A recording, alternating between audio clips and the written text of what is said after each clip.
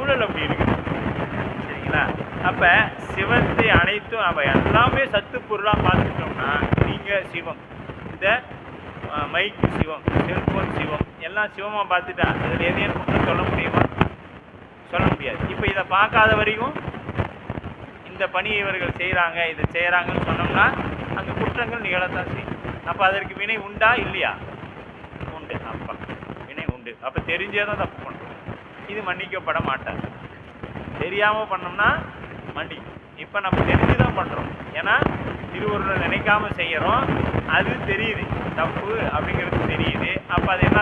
மன்னிக்கப்பட முடியாத குற்றம். பஞ்சமா பாதகத்தில் அதுவும் ஒன்று. அப்போ பார்க்கின்ற மலரும் மலருடும் நீயே இருத்தி பனிமலர் எடுத்து மனமும் நன்னேன் அப்படின்னு தாயுமானவர் சொல்வார். ஆமாம். 86